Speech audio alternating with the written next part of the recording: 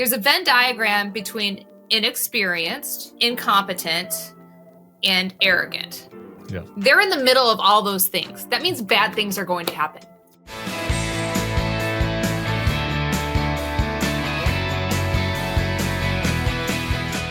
Hello and welcome to the Bulwark Podcast. I'm your host, Tim Miller. One thing before we get to our all-caps guest. I felt like I heard from some people, there's maybe a little misunderstanding about a convo that me and Levitt were having at the end of the pod yesterday. I do want to clarify. I brought up that there are these Hands Off America rallies happening on April 5th. And I brought that up at the very end after a pod that was pretty emotionally draining. And we were talking in the context of like this disconnect between the intensity of our alarm and anger and sadness with what was out there in the world. And I think I heard from some folks that seem to interpret that as like dismissiveness about these rallies. And I just wanted to be super clear that is not what I intended. The opposite, actually. And so I want to make sure we'll put a link to the list of the gatherings in the show notes. If you feel called to go, I encourage you to do so. I hope to see a lot of people out on April 5th. And I think that my point yesterday was that, this is kind of an incubator. This thing is going to take time. We're not seeing the initial emotional reaction that we saw in 2017.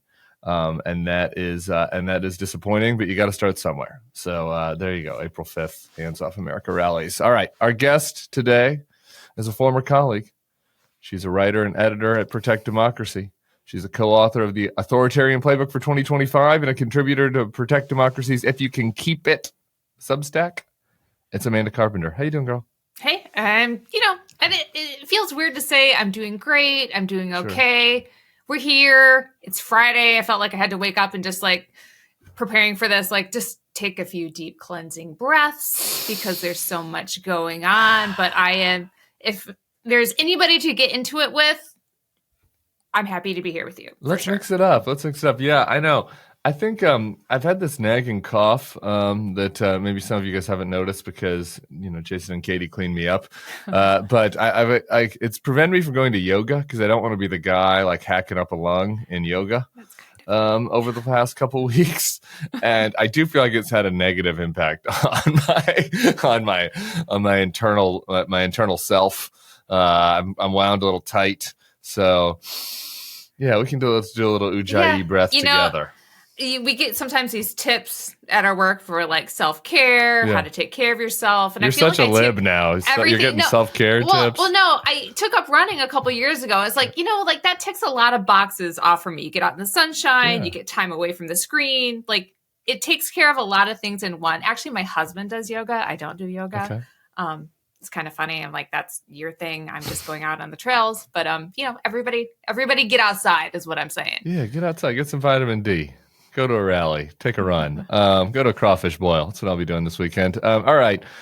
I have my note for beginning the podcast with Protect Democracy, Amanda Potpourri. I mean, there's so many threats to democracy out there that I don't want to be in charge of what the biggest threat is, where the doomsday clock is the closest to midnight. So I want to let you go first. You tell me what are you guys monitoring that has you the most alarmed out of all the bullshit that's out there? Well, I would say I don't want to speak for the group. I'm here speaking for myself. Fair. But right now, I mean, honestly, the most urgent thing that is in your face, on tape, easiest to see and understand are the people being nabbed out the streets without any due process. And thank you, Tim. You have been on this in a way that, you humanize it, put a lens on it, talk about this person that got shipped off to El Salvador. And this is deliberately a complex issue that Trump chose to divide the pro-democracy coalition. I see these mini debates happening. Is this an immigration issue? Is it a speech issue? How about it's just a basic American fundamental right that you have a right to face your accuser, right? Like you don't get picked up off the street by plainclothes officer without a warrant, without anything. And I understand that, some people who are here on visas or, whatever it may be, may have more restrictive rights. I'm not maybe. Sure. But as a basic thing, we have to know the reason people are being picked up. And if Marco Rubio wants to get up and say, well, actually there's two with this one tough student. Yeah. I think this is, I'm really lasered in on this because right now there's two different explanations coming from this administration, right? Like you had the spokesperson come out and say, well, something terrorism. And then Marco Rubio had a camera in his face and started saying, well, if you're kind of the student activist lunatic, we are going to revoke your visa and we're going to come after hundreds of you. So like, what is it? Is it terrorism or we don't like what you're saying? Because if it's terrorism, and that's really what they're leaning on to do a lot of things, tell me what she did. If there is this terroristic threat on campuses, like I need to know exactly what she did that you're tracking so that we can stop this from happening other places. But if this is like, you just don't like that she showed up at a protest, you didn't like her op-ed, you didn't like the tattoo that somebody had, then say that. Because I need to know, we all have a right to know, what tattoos are okay. Like what words are okay to say. Otherwise you're going to get shipped off to Louisiana or El Salvador or some other legal black hole where nobody knows the rules. Yeah, I have a couple of thoughts on this. Number one, like just as a free speech principle, right? Like I would be against what Marco was saying. Yesterday in his press conference, it's like, look, if you apply for a visa and, you put on your visa that you're just here to go to school and you come here and what you're really here to do is organize people and protest against the government, that we have a right to revoke your visa. I think I'd be against that in any context, but it at least is a defensible argument if then the next step from the government is we're going to send a letter to, Ms. Ozturk and say, hey, we've decided to revoke your visa. You have 3 months. The Secretary of State has jurisdiction on this. You have 3 months or 2 weeks or whatever it is to, either reapply or leave the country. At least that would be like how a liberal democracy works, right? Like, I mean, again, I would be against that, but that would at least be like within the bounds of normal democratic type behavior. And we could have a debate over what the rules should be for Correct. people here in student visas, right? In the sunlight, in the light of day. Correct. Yes. Having a guy sneak up on a woman on the street with a hood and a mask like he's in fucking 24, and like shake her down and then have her be surrounded by 6 other people and handcuffed. Like that is insane authoritarian behavior, right? Like that is not American behavior. There's no reason for this. This person is not a threat. Like this is like Stasi shit. Well, if she is a threat, if there is a reason for them to hunt her down like this in the plain clothes, like tell us, right? Like this is where I think we need to put a little bit more of the burden on them. Yes. To be like, what is the reason? Because we are going to have debates about whether, what free speech, degree is it allowed or is this immigration? But where I think there's the strongest possible ground is like, tell us the reason, put it in writing, and show us what the charges are. Because they're doing it without any of those basic steps. And that is what's truly unbelievable to me, because it is true. If they can do it to these people, they can do it to other people. They can do it to U.S. citizens. So the U.S. citizens better start. The best way to protect your rights is to actually exercise them in the moment. And this is one of those times. For sure. And, I have an interview for the Gen Z pod, for FY pod. It's out tomorrow. We did our first MAGA interview, and I was talking to somebody young person that works for Bannon's War Room. And I'm just like, the thing that was the most frustrating in the conversation is like, it's just the entire, whether you are a traditional classical liberal Thatcher Reaganite conservative, or whether you're one of these new tech bro guys, whatever you want to call them, or whether you're Bannon nationalist world, like the one thing that they all claim to agree with was this, like that individuals have free speech rights, that the government, that jackboot thugs shouldn't be like banging down your door because you wrote an op-ed or because you advocated or because you protest. Like they all use, pay lip service to that, like across that entire coalition. And it's just fucking silence. Like it's silence. It's Reason Magazine is the only people that are even criticizing this. And it is so disoriented and concerning, because if they're going to do this shit where they take people off the streets and there's just silence, then there's going to be no checks, right? Like, to me, that's the most alarming thing, is that there has not been any even signal that there's going to be any check on these guys if they want to even go further than they have. Yeah, and one of the things we always knew that there was going to be mistakes made in any amount of deportation raids, things that they did. And I think some of this is that they're just not getting the numbers they wanted. And so they need to go after easy targets. But when you think about, I don't want to get super dark here, but what the possibility of AI being sicked on social media and tracking people's pictures and getting things wrong or right, or just sweeping it up with untested technology. I mean, this is really has the potential to spin out of control. And so, just the thing with the tattoos, it just seems like such a, obvious, a lot of people have tattoos, right? What's allowed? What is going to be mistaken as a gang sign now? Is there a list of, what is the list of approved content from this administration that you're allowed to say, that you're allowed to put on your body? Just kind of force these questions. I'm not actually saying I want the government to do this, of course, but make them answer these questions to show how absurd and ridiculous and dangerous this is. The AI thing is such a good point, because it seems, I think, pretty obvious that there's some outside group that is providing the State Department a list of people that did bad things. I don't understand how they would be grabbing somebody like Ozturk, these random op-ed Well, I do signers. think she's easy. I'm just going to this perspective as a woman here. She's an easy person to pick up off the street, right? Sure. Unless you were prepared for that moment. And again, I don't, maybe she threw smoke bombs into window. I don't know what she did, but this is part of the problem, is that they're keeping us in this dark room with no facts, no information. But she's an easy pickup, right? Yeah. And they're going to go after easy targets. They are. And I guess my point is this is the beta version, but if the State Department's getting a list from an anti-Palestinian, anti-Hamas, whatever, whatever, sort of outside group you want to call it.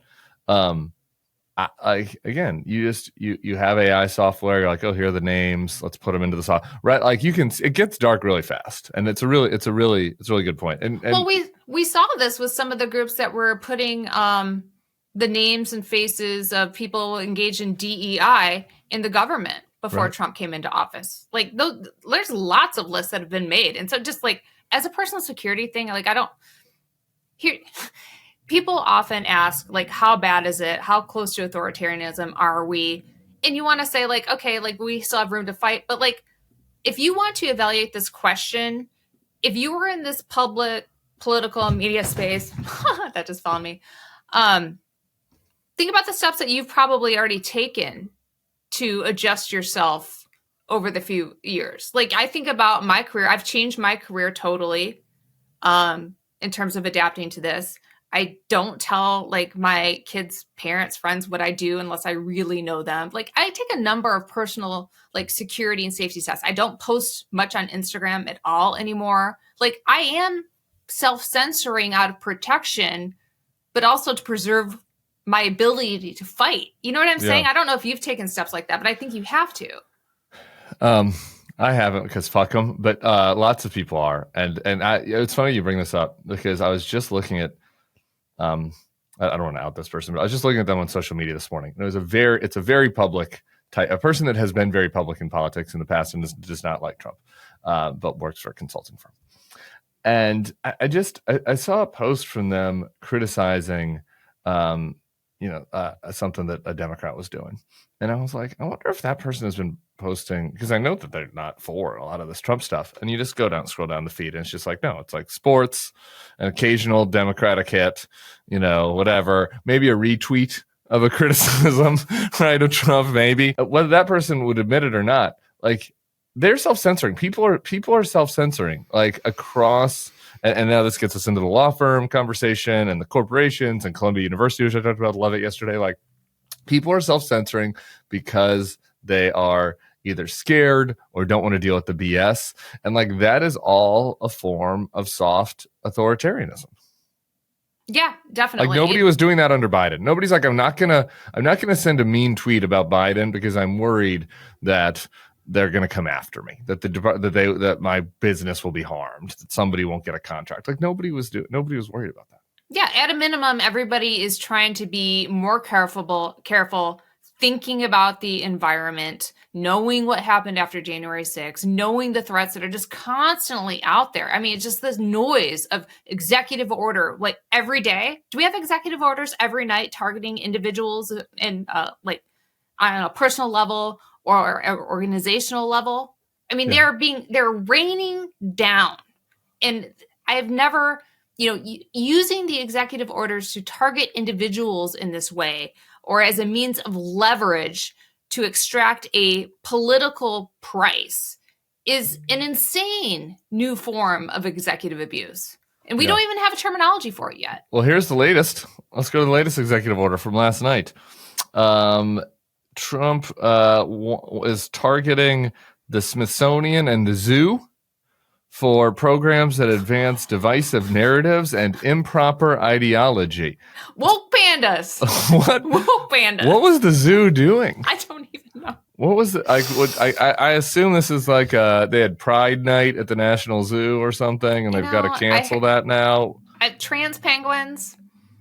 Yeah, well, sure. Maybe we honored the gay penguins, from Antango Makes Three. That is a crazy, just phrase.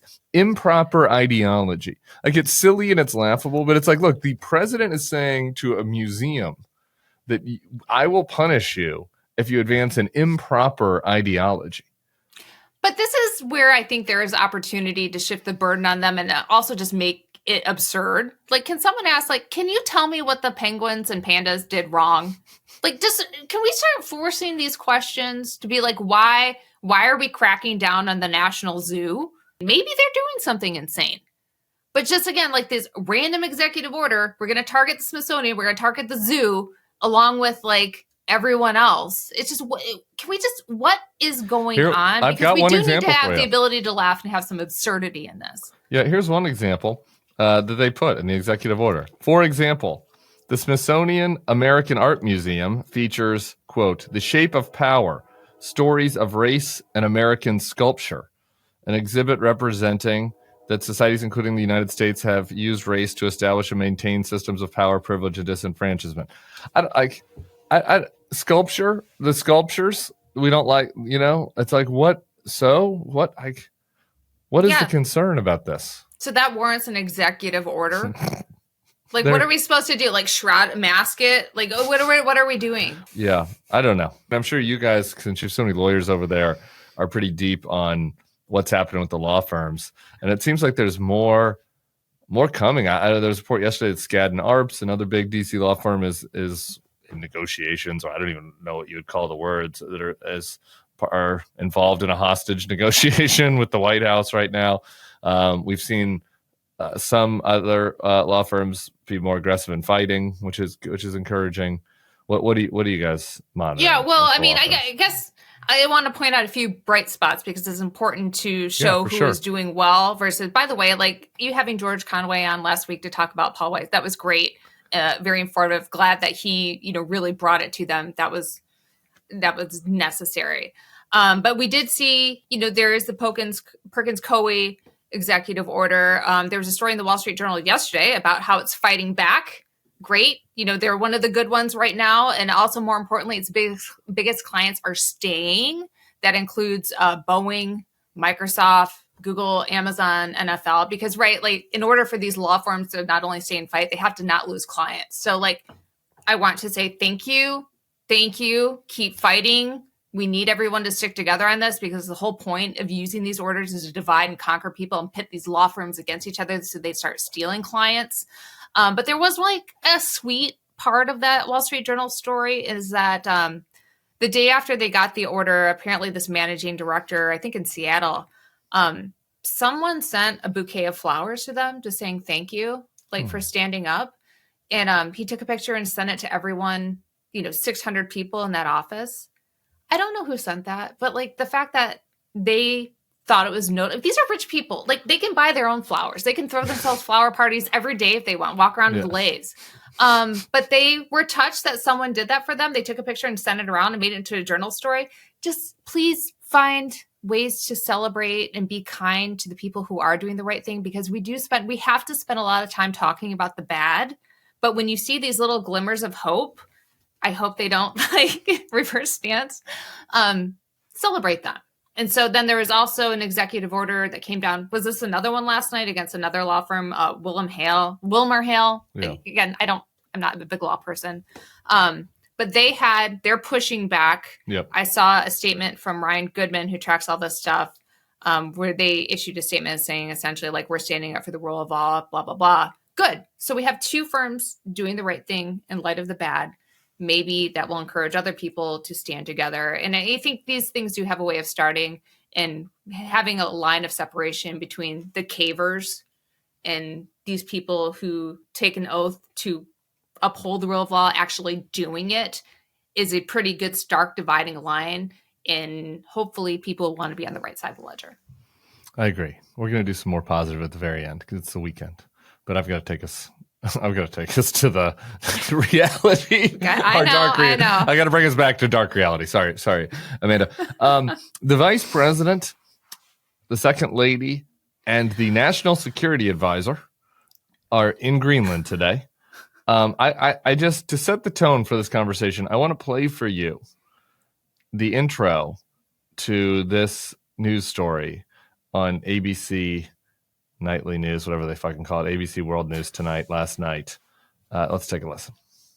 A high-level American delegation led by Vice President J.D. Vance is heading to Greenland. President Trump insisting the U.S. will, quote, go as far as we have to go to gain control of the island. ABC's senior national correspondent Terry Moran is there. And Terry, this has really become a high-stakes visit. Yeah, this is a dramatic moment in the struggle for Greenland. The struggle for Greenland? What is happening? Wait, that was on ABC News? That was ABC News. That was not like Don't Look Up. That was not a clip from a spoof movie. Like just dead serious, staring down the camera. Terry Moran, the struggle for Greenland. What is the fucking struggle? What are we doing? What is happening? Okay, I didn't see that. I was highly entertained by the AP write-up of this visit coming to action. We'll get to the bad part, but can we just walk through some of the absurdity of it? Sure, let's do it. So this is the AP story. It says, initially, Usha Vance had announced a solo trip, but then her husband had to join her. Then they had to change the itinerary again. They're supposed to see dog sled racing. Yeah. Apparently, they were not welcome at the dog sled race. So then they had to narrow the visit. She had to bring her husband, and then they could only go to the military Space Force base. Yeah. So, go Greenland. I want to add one little Greenland. element to this. Yeah, go Greenland and go. This is from Danish TV 2. I want to shout this story out because this is my favorite story. This is my favorite story of the week. Apparently, we sent some advance people door to door in Greenland to find someone who would welcome Usha into their home, and they couldn't find anybody. They couldn't find a single person that would allow the second lady of the United States to come into their home to eat some whale blubber or whatever they do in Greenland. They couldn't find a single person. I mean, don't you get the impression that they thought by sending her, they could send the nice face as to warm them up towards, I guess, JD and what's coming later. Sorry, Cruella. The people of Greenland have watched 101 Dalmatians. It's not landing. How do you piss off Greenland and also Canada? I mean, this is kind of amazing. Yeah, so that they can only go to the Space Force base. They can't stay the long weekend.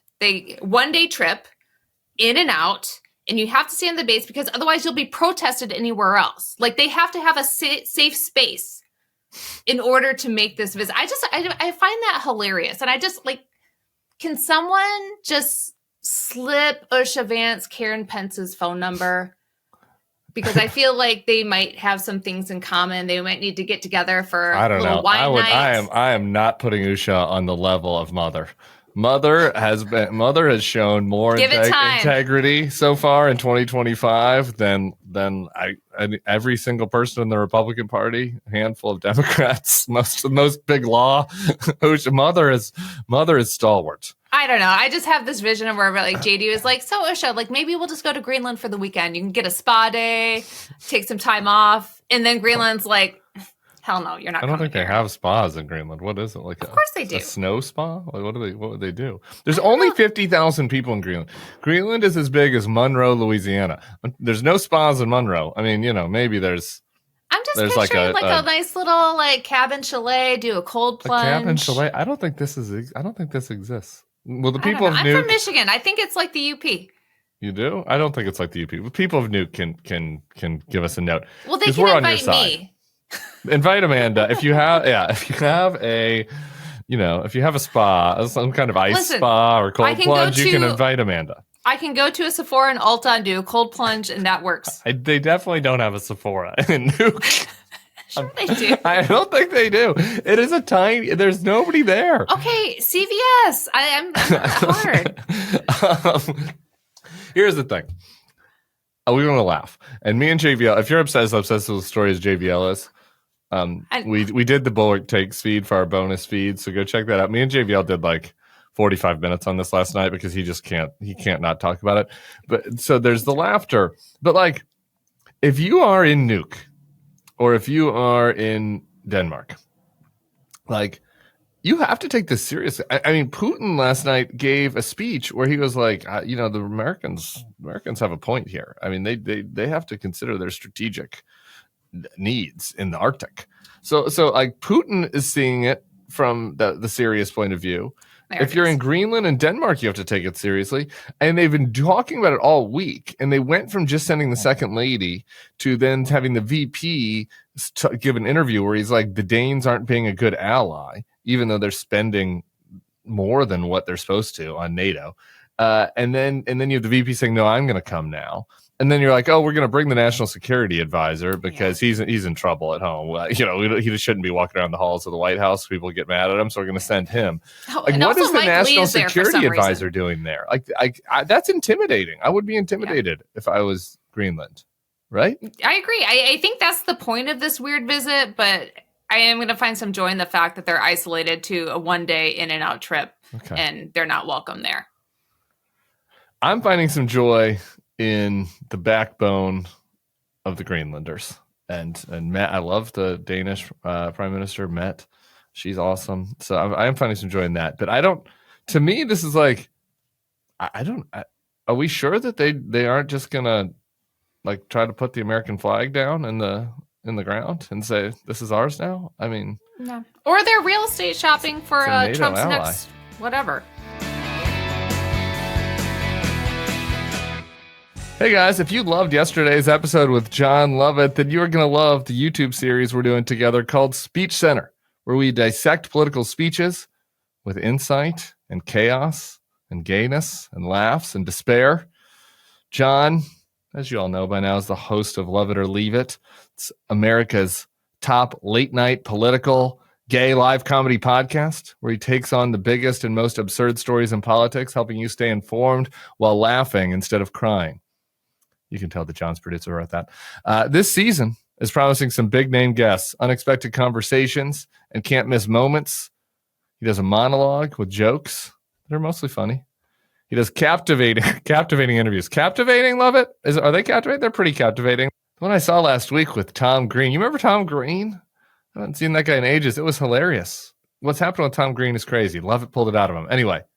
Plus, he's got signature segments and games. Love It or Leave It delivers the type of comedy you won't find anywhere else. So, go catch new episodes of Love It or Leave It every Saturday. Watch on YouTube and go catch SpeechCenter on YouTube or join a live show in LA to witness the Love It chaos in person. Hey, YouTube fam, if you want to support the Bulwark, the best way to do it is by becoming a YouTube Bulwark Plus member. The Bulwark is truly independent. We have no corporate overlords. We're not settling any dumb lawsuits with Trump. By joining, you help support our work, and you can get a bunch of perks right here on this platform. Ad-free content, bonus videos, live streams, and some emojis of me, which I guess some people want. So come join, come hang out, become a Bulwark YouTube Plus member, and I'll be seeing you in the comments. So behave. Okay. I want to talk to you about Elon. I do this for every conservative and ex-conservative that comes on here, just to kind of level set. Ostensibly, this is what we wanted: the government being reformed and cutting out the waste and abuse. We've all wanted this. I had a gentleman message me. I used to work with. It was like, there's no part of you that's still ostensibly conservative enough to support cutting government spending. Are you just a full-blown lib now? I don't know, maybe, I guess. I have a response to that question, but I'm wondering what your response is on what we're seeing from Elon and Doge. No, I don't know what part of my conservative background signed up for having an unvetted, unappointed, unstable person just come into the government without any of the proper security clearances, taking hold of private data, compromising it, and then just deciding to come up with a bunch of cuts while he's running like 3 other businesses. I mean, there's been plenty of work, lots of good, smart people who have proposed plans to systematically cut the government with buy-in from Congress in an actual constitutional way.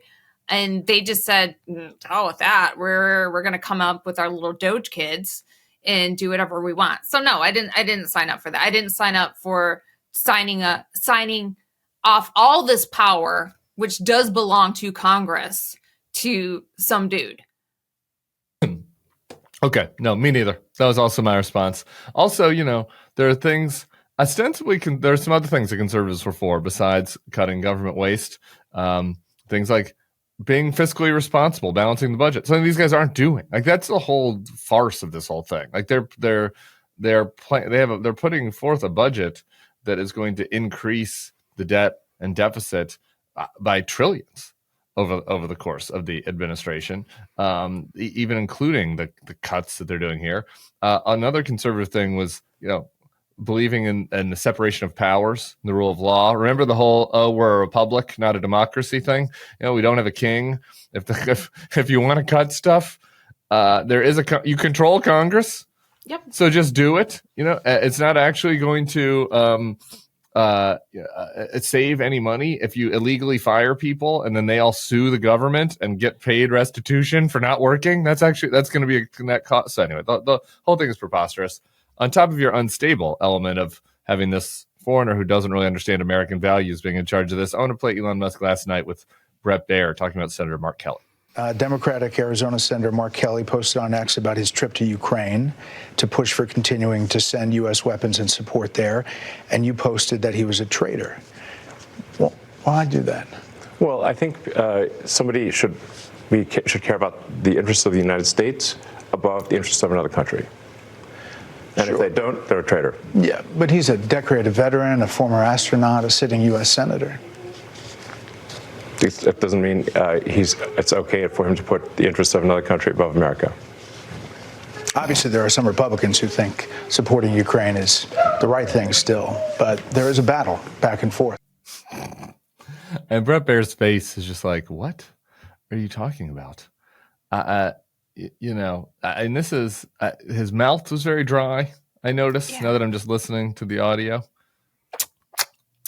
Does sound like, I don't know. I've heard some people at widespread panic shows that have mouths that sound that dry. I don't know what Elon's doing, but anyway. Yeah, I don't know. You get the feeling that Brett was trying to help him do some cleanup in there, and he just refused to clean himself up. But just the whole outside of Elon's work with Doge, work and question marks, I do really think the Tesla backlash has been underrated in the government's response to it and how deeply alarming that is. Yes, it is terrible that he called Mark Kelly a traitor, obviously. But, it kind of slipped under the radar that the FBI has established a task force to investigate terrorism against Tesla. Yeah. Like, there's protests happening. Obviously, nobody burn up Tesla. Like, stop that. Nobody should do that. Nobody should condone it. People who are considering that, like, it will rebound against you, don't do that. The best thing that could happen is that all these beautiful shining Teslas are sitting in lots unsold. Yeah. Don't touch them. Let them sit there. And I feel bad for people who bought Teslas before, before times. Like that does stink, but let everything after 2024 sit. Because that is that's been very effective so far. And so I guess there are protests happening Saturday, Tesla takedowns. I think that's really getting inside Elon's head. And if you want to talk about the terrorism aspect of this, there was somebody that drove into one of those protests in Florida not so long ago. So like, what about that? I mean, we can push back against this because the violence has been going one way for a long time, and they still want so desperately to put it on their opponents. Don't let them. But, I do think the quickest way to get Elon out of the government is to make him focus on his businesses. And there's so much Save Elon effort going on right now to rescue his Tesla business, by Trump, by the DOJ, by the Commerce Secretary who's telling everybody to buy a Tesla, buy a Tesla. That's desperation. That's panic. And when you get to, what else is going to happen with Trump and the jobs and everything, bigger picture, I'm not an economist.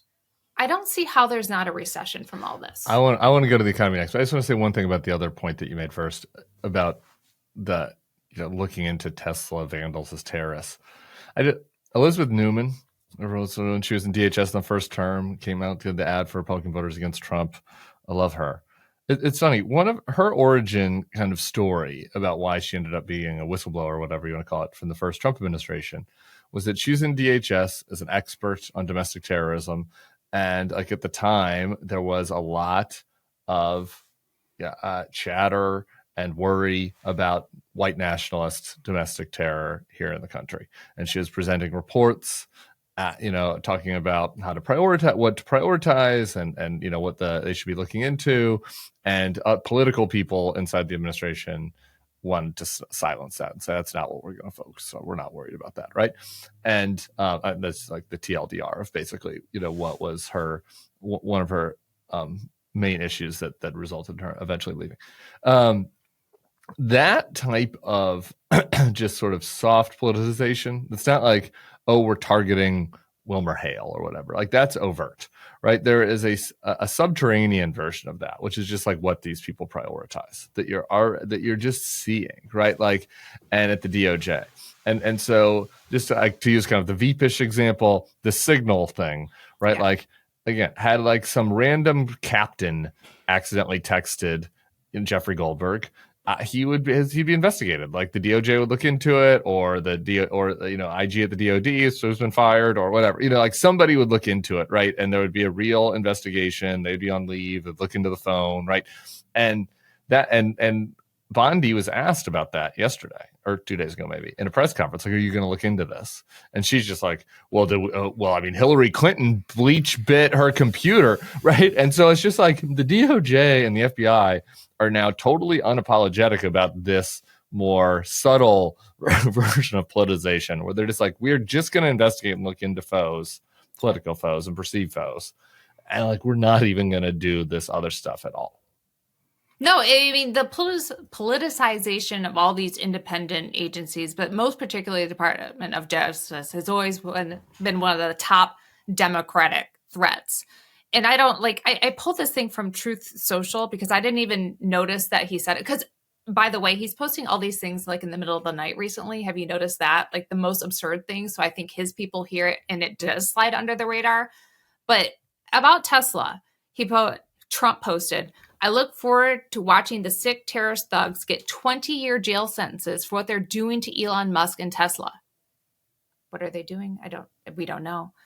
He goes on, perhaps they could serve them in prisons of El Salvador, which have become so recently famous for such lovely conditions. There you go. And I talked about this earlier in the week, or Monday maybe. Chamath, like this guy that's on the All In podcast, that's friends with David Sachs, who's the crypto czar, who's friends with Elon, who's the shadow president. Like, he tweeted this. Like, he was I think the first person to suggest this, right? That people that vandalize Tesla should maybe, and he specifically said citizens should be denaturalized and sent to San Salvador. And so now you just see the distance from that to now the president now suggesting that. Yeah, I mean, it's shocking. I mean, it's in print. This is in print. And it's just, talking with some people who are just way outside of this, just kind of listening to, not really participating in the conversation, but listening to how they were evaluating what was going on. And the idea that it's still out there. I mean, smart people who lean Republican, okay, that this is all trumped up. They were always out to get Trump. The tariffs are bad, but like, really, it's not getting, it's just like, we're going to ride this out and be fine. It's like, how can you dismiss something that's written like that, given the track record, given the pardons, given the January 6th of everything? I mean, we've been through, these are all people that lived through the policy debates about Guantanamo Bay, right? And how that became a legal black hole for, foreigners. We are creating a legal black hole right now for Americans. Yeah, right? Legal residents at minimum already. TBD about Americans. Well, we don't know. We don't know. Oh, that's a great point. We actually don't know there. who's in San Salvador. That's a good point. We don't know who's in San Salvador. There could be an American citizen in there. And I mean, that is something, on the chart of authoritarian threats. I didn't have that one on there. I studied this pretty deeply. That was something it came out of nowhere, and it came out of nowhere fast because it's still March, and this thing is being set up and piloted with people. We are a little bit unclear of the status, and they're just being disappeared out there. And Kristi Noem, costume Kristi Noem, is going to go there and play dress up once again, have her photo op in front of these people. We don't know who they are, and we're just kind of watching it all happen. We don't know what to do. Maybe those people deserved it. Maybe they'll show us information later. I mean, we're being boiled. We're being boiled and the water's hot. Yeah. I guess she must have brought her government ID there just so they knew it was Kristi Noem, because with her new face, maybe they were concerned it was somebody else that was coming to see the prisoners. Probably not what I would have worn to a prison. Propaganda. Prison full of dangerous criminal men. All right, we're moving towards happiness.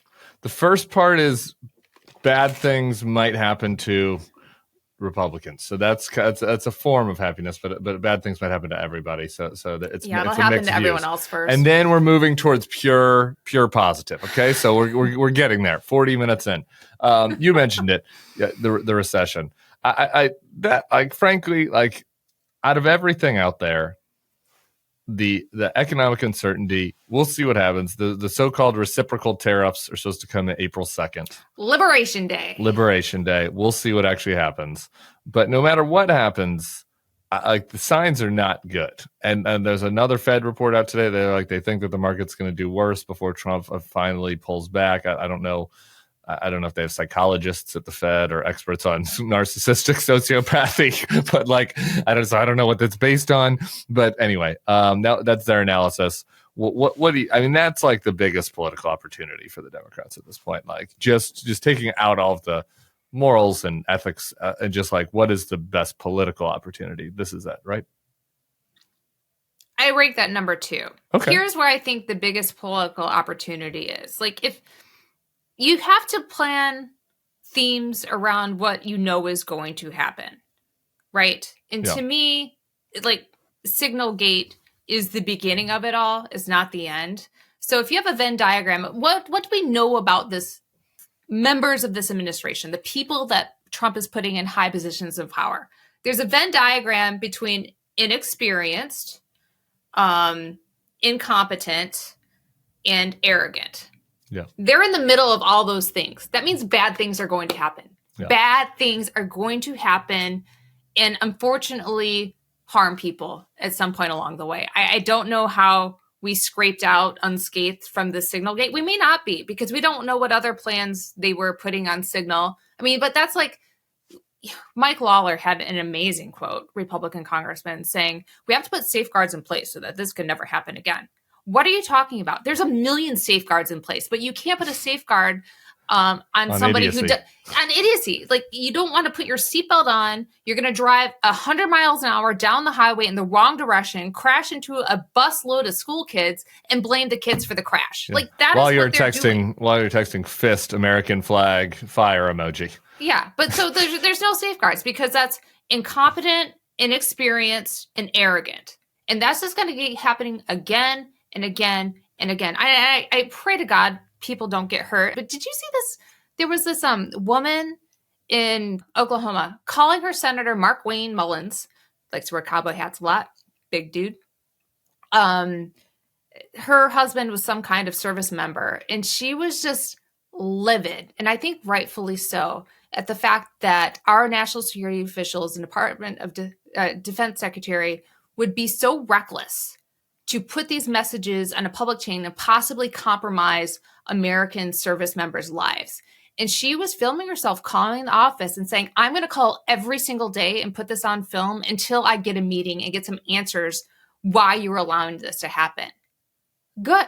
Yes, I would have, my brother served in the Marine Corps, and I never served. I've never been abroad. Like, I haven't done any of this stuff. And I'm just terrified of what could happen by these inexperienced, incompetent, arrogant people, because they won't pay a physical or personal price. It'll be someone else down the line. And so I think you have to really go to the mat on this kind of stuff. Yeah. You have to do it to protect your constituents, to protect our national security and everything else. And that's what is going to keep happening. Maybe it's going to happen with RFK, who doesn't believe in measles, and measles coming back, and they're just going to cut 10,000 jobs willy-nilly. Yeah, that'll have an impact on the recession that I think is coming. But these impacts are going to happen. And if you're not going to tie it to these problems, what is also amazing is another spin off this is that all the MAGAs are saying, well, there can't be any scalps. We are going to keep Pete. He's not going anywhere because of no scalps. What they are telling you right now is that they're okay with this happening again. The fact that there's no accountability for this stuff says we're cool with this happening again. There's no consequences, no prices, no investigation, because we don't really care. We're not going to clean our act up. So when the next thing does happen, you can say they planned it.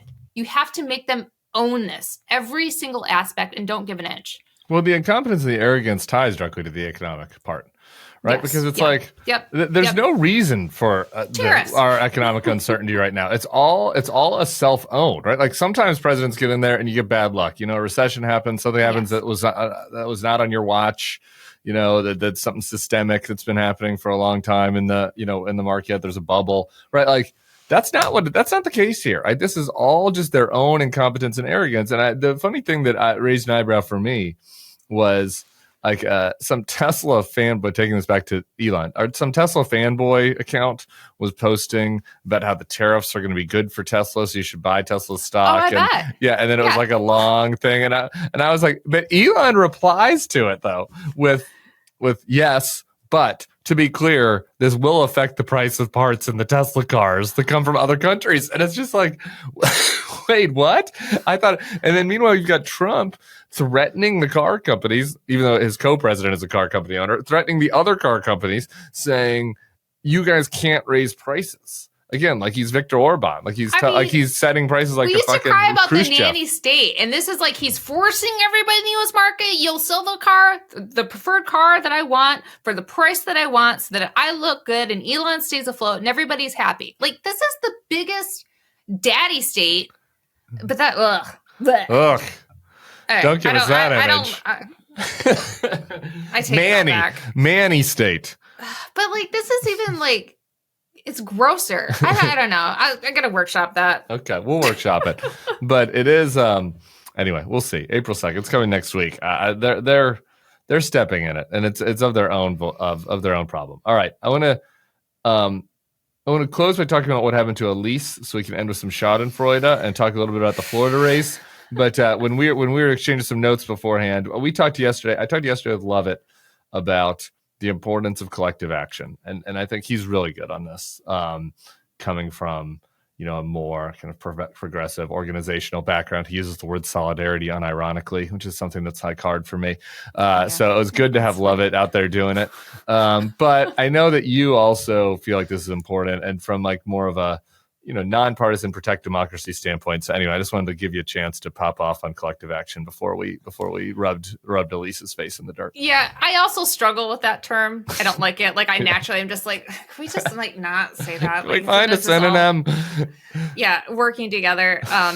Maybe we're starting to see some of that in the law firms that I referenced earlier, but it absolutely is important. Like I said earlier, all these executive orders are designed to individually target people, make them feel the pain, make them feel scared, isolated, and pit them against their other competitors in this space, right? Yeah. That is what this is all about.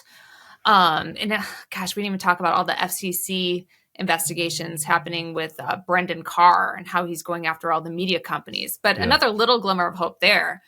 So he has been investigating CBS for this interview they did with Kamala Harris, which I know you've talked about in the past. And you see like groups like Americans for Tax Reform and others saying, you know what, maybe this isn't such a good idea. And I think the natural inclination is like, well, there's conservative groups who are worried about this because they're worried about a Democratic administration coming after them and censoring and editing their content.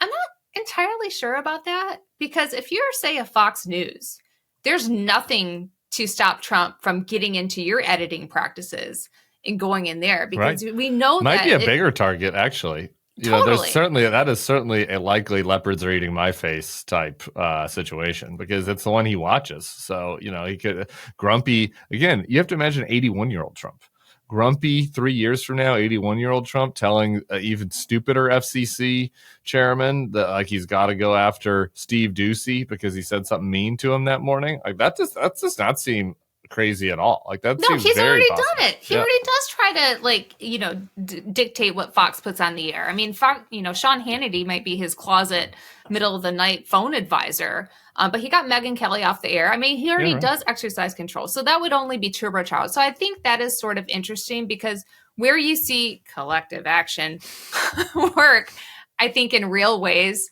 that are very effective are usually with the press, right? Like you see a lot of times when a spokesperson, well, this happened the other day with Marjorie Taylor Greene. There was a clip of her, and there was, I think, a reporter from the BBC asking her about Signalgate. And she said, "Are you an American citizen? I only take questions from American outlets." Yeah. And just tried to sideline the question. And then she pointed to somebody else and said, do you represent an American outlet? I'll take your question.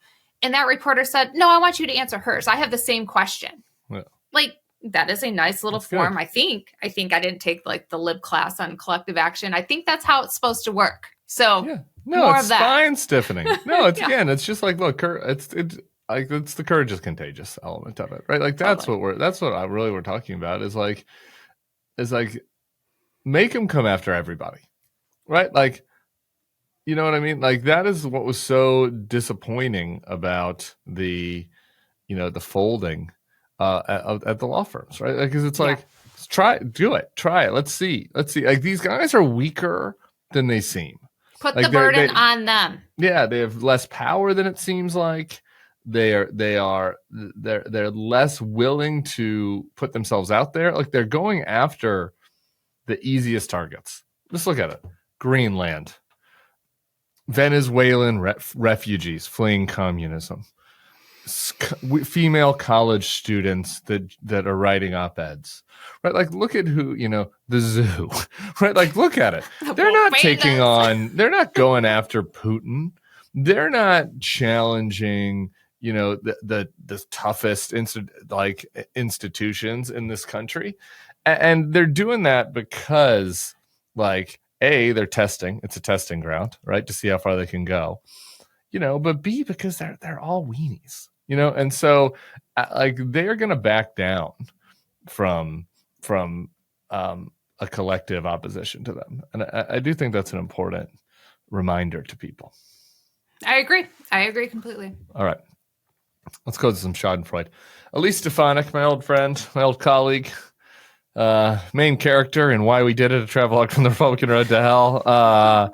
It's really tough. It's tough for her. I mean, she changed her entire personality for Mr. Trump. She changed everything.